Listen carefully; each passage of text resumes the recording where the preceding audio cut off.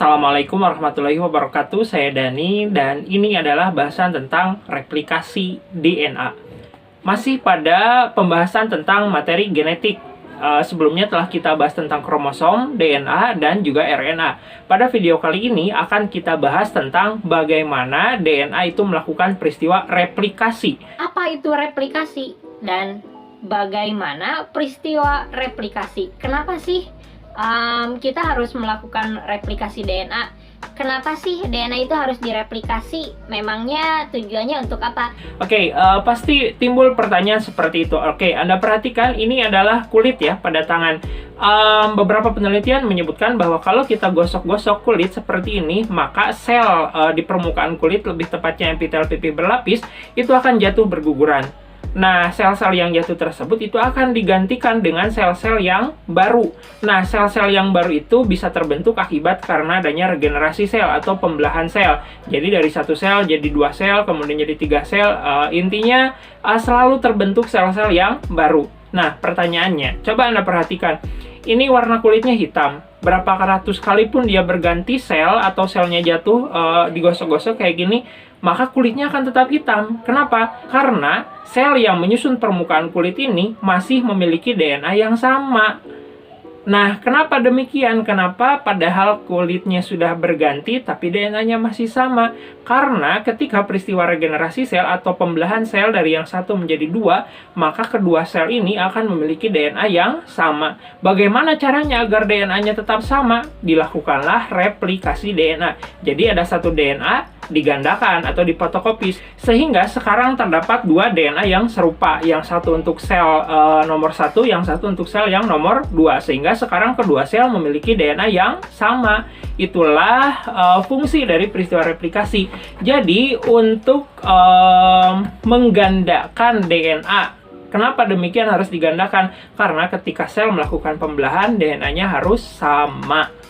Lalu bagaimana peristiwa replikasi itu terjadi dalam sel tubuh makhluk hidup? Menurut James Watson dan Francis Crick, ilmuwan yang menemukan model struktur DNA double helix, mereka menyebutkan bahwa DNA itu bereplikasi dengan cara membentuk DNA baru dari DNA lama. Jadi menurut mereka DNA lama itu dijadikan sebagai cetakan untuk DNA baru. Model ini disebut dengan model semi-konservatif. Seiring dengan perkembangannya, terdapat 3 teori tentang replikasi DNA. Yang pertama itu ada semi-konservatif, ada dispersif, dan juga ada konservatif. Kalau dispersif itu, Anda perhatikan ada 2 warna yang berbeda. Di sini diketahui bahwa DNA baru dan DNA lama itu berselang-seling gitu. Jadi menurut teori dispersif, terbentuklah 2 DNA baru yang setiap untainya itu tersusun atas potongan DNA lama dan juga potongan DNA baru. Sedangkan menurut teori konservatif itu terbentuk DNA baru yang utuh gitu. Jadi untai 1 dan keduanya semuanya baru gitu. Kemudian ada 2 untai sisanya yang lama gitu. Nah, sedangkan yang model semi konservatif itu menyebutkan bahwa DNA baru itu tersusun atau terbentuk dari 1 untai DNA lama dan 1 untai DNA baru. Kemudian 2 ilmuwan yang bernama Michelson dan Stahl itu melakukan sebuah penelitian sampai akhirnya mereka menemukan bahwa teori yang paling sesuai dengan peristiwa replikasi DNA itu adalah yang model semi-konservatif, di mana DNA lama itu bertindak sebagai cetakan untuk DNA baru, sehingga pada nantinya akan terbentuk 2 pasang DNA, di mana dalam satu pasangnya tersusun atas 1 untai DNA lama dan 1 untai DNA baru. Intinya DNA lama bertindak sebagai cetakan untuk DNA baru. Nah, lalu seperti apa sih prosesnya replikasi DNA menurut model semi-konservatif ini? Kita ingat kembali struktur DNA. Ada fosfat, ada gula pentosa, dan ada basa nitrogen. Karena fosfatnya mengikat gula pada atom C nomor 5 dan nomor 3 melalui ikatan fosfodiester, sehingga terbentuklah arah dari 5 menuju ke 3. Sedangkan pada rantai DNA komplementernya arahnya itu berbeda ya, antiparalel. Kalau yang satu dari atas ke bawah 5 menuju ke 3, sedangkan untai komplementernya 5 menuju 3 dari bawah menuju ke atas. Ini yang dinamakan struktur antiparalel. Anda perhatikan atom C nomor 3 pada glukosa itu bisa bebas, artinya tidak berikatan dengan fosfat. Nah, ketika dia bebas, maka dia dapat memperpanjang DNA-nya dengan cara nanti ada nukleotida yang baru. Ingat, nukleotida itu tersusun atas fosfat, gula pentosa, dan basa nitrogen.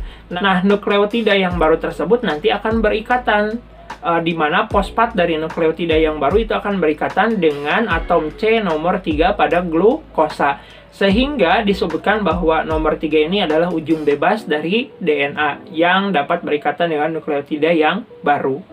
Pada prosesnya, akan terbentuk pangkal replikasi pada salah satu titik dalam DNA. Titik tersebut dinamakan origin of replication, atau kita sebut dengan pangkal replikasi, di mana pada titik itulah nanti akan datang suatu enzim yang bernama enzim helikase untuk memecah heliks ganda pada DNA.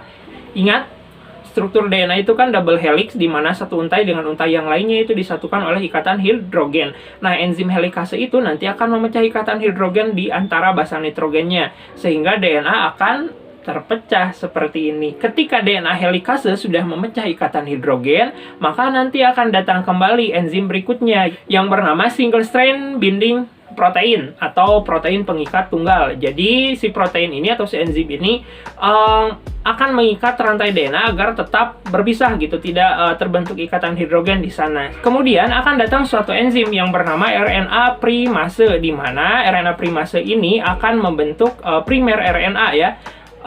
Yang kemudian primer RNA inilah yang nantinya akan disambung oleh DNA yang baru. Nah, DNA yang baru itu dibentuk oleh siapa? Oleh enzim. Enzim apa? DNA polimerase. DNA polimerase. Poli itu banyak, polimer, mer itu artinya monomer ya, banyak gitu. Polimer banyak monomernya. Ase itu merujuk pada kata enzim.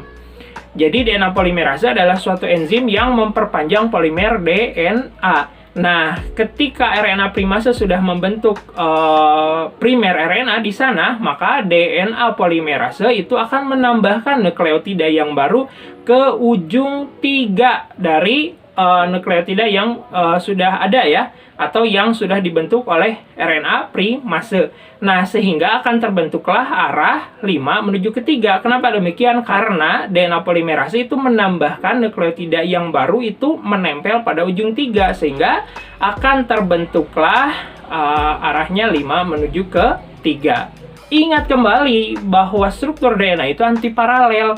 Kalau yang satu mengarah dari kiri ke kanan, maka yang satunya mengarah dari kanan ke kiri. Ini menimbulkan suatu masalah. Kenapa demikian? Anda perhatikan, DNA helikase itu memecah untai DNA dan mengarah dari kanan ke kiri ya.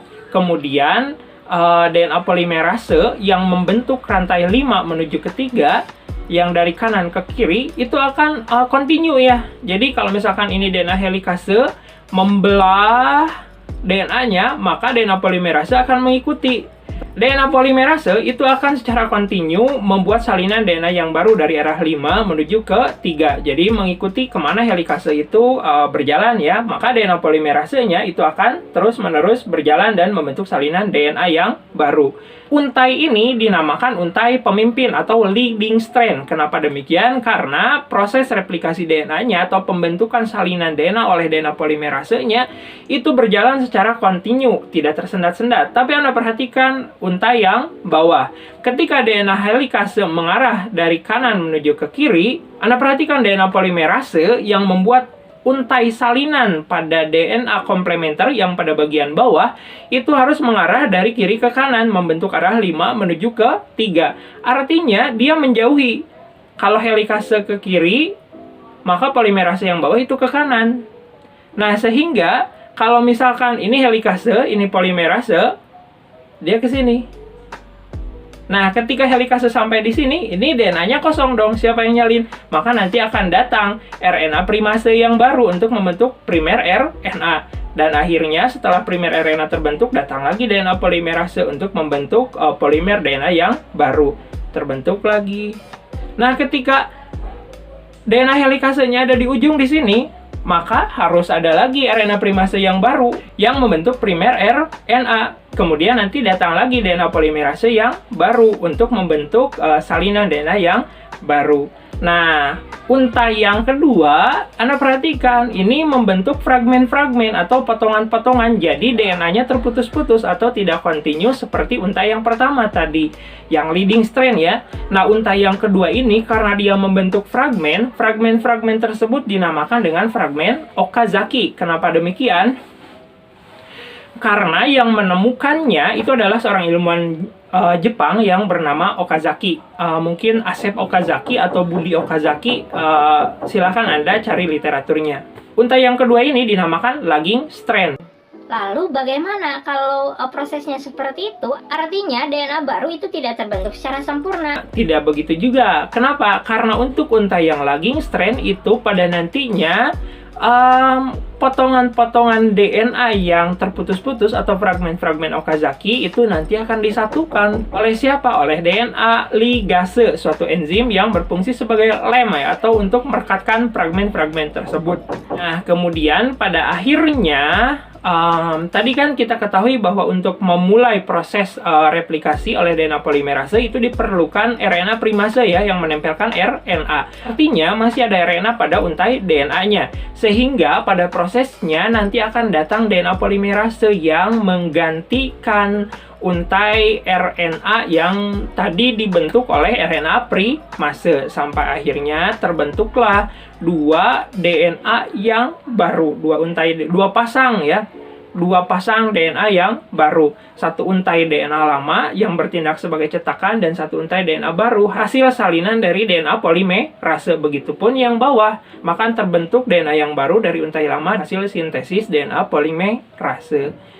Itulah peristiwa replikasi DNA, di mana pada akhir dari replikasi DNA itu akan terbentuk untaian DNA yang sama persis dengan DNA cetakannya. Ini adalah penjelasan tentang peristiwa replikasi DNA. Kita jelaskan dengan cara tulis tangan ya, seperti ini. Jadi, Anda perhatikan ini adalah satu untai DNA ya, DNA. Diri atas double helix ya, ini rantai atas dan ini yang rantai yang bawah. Kemudian basa nitrogennya saling berikatan, ini arah 5 menuju ke 3 dan rantai yang sebaliknya itu antiparalel dari arah 5 menuju 3, yang satu ke kanan, yang satu ke kiri ya arahnya. Nah, biasanya akan digambarkan susunan DNA seperti ini ya. Kenapa? Karena yang membedakannya itu hanya basa nitrogennya, sedangkan fosfat dan gula pentosanya itu sama, sehingga digambarkan fosfat dan gula pentosanya dengan garis lurus, tapi biasanya diberi keterangan arah 5 menuju ke 3 untuk menunjukkan arah nukleotidanya ya. Nah, apabila terjadi peristiwa replikasi DNA, maka yang pertama itu nanti akan terbentuk pangkal replikasi atau organ of replication dalam salah satu titik di DNA ini. Nah, kemudian nanti ikatan hidrogennya akan dilepas oleh siapa? Oleh DNA helikase ya. Ini enzim yang memecah ikatan hidrogen di antara basa nitrogen. Kemudian pada proses berikutnya, setelah DNA helikase itu memecah ikatan hidrogen pada DNA, maka kedua untai tersebut akan saling terpisah. Kenapa? Karena ikatan hidrogennya kan tadi sudah lepas. Nah, kemudian nanti ada enzim lain yang menjaga agar untaian ini tetap berpisah ya. Ini yang dinamakan dengan single strand binding protein ya, atau protein pengikat untai tunggal yang menjaga untaian DNA ini agar tetap berpisah. Sampai akhirnya akan terbentuk untaian DNA baru yang dibentuk oleh DNA polimerase dengan cara menambahkan nukleotida yang baru pada untaian DNA-nya. Karena di sini adenin, maka DNA polimerase akan menambahkan timin pada untai yang baru. Kalau di sini sitosin, maka yang ditambahkan adalah guanin. Kalau ini G, di sini C. Kalau di sini T, di sini A. Kalau di sini T, A, G, G, T, T, C, G. Dan sekarang terbentuklah DNA yang baru. Tapi dengan arah yang berbeda ya, dari arah 5 menuju ke 3. Kemudian yang di bawahnya pun sama ya. Ini T akan dibentuk adenin, ini guanin akan dibentuk sitosin. C, G, A, T, G, C, G, C, T, A, T, A, C, G, G, C. Sehingga ini adalah DNA yang kedua. DNA yang kedua ini dengan arah 5 menuju ke 3. Penjelasan mengenai leading strand dan lagging strand itu sudah kita bahas sebelumnya ya. Kemudian sekarang Anda perhatikan, ini adalah DNA baru. Ada 2 ya, tadi kan ada 1, sekarang jadi ada 1, ini 1, jadi ada 2. Anda perhatikan, ACGTTCC AAGC, ACGTTCC AAGC, yang bawahnya TGC AAAGG TTCG, sama. Begitupun yang bawahnya sama ya. Nah, Anda perhatikan, ini sekarang sudah mirip dengan DNA induknya. Inilah yang dinamakan dengan replikasi DNA. Jadi menyalin DNA yang lama menjadi DNA yang baru. Tetapi Anda perhatikan bahwa unta yang lama yang berwarna hitam itu bertindak sebagai cetakan untuk unta yang baru yang berwarna biru. Tetapi pada hasilnya nanti akan diperoleh 2 DNA yang sama persis dengan DNA induknya. Itulah peristiwa replikasi DNA yang bertujuan untuk menyalin DNA lama menjadi DNA baru. Terima kasih atas perhatiannya. Semoga ini baik buat Anda. Jika ada pertanyaan, silahkan Anda tulis di komentar. Jika ada kekeliruan dalam penyampaian atau miskonsepsi, silahkan Anda ingatkan saya di kolom komentar. Terima kasih. Assalamualaikum warahmatullahi wabarakatuh.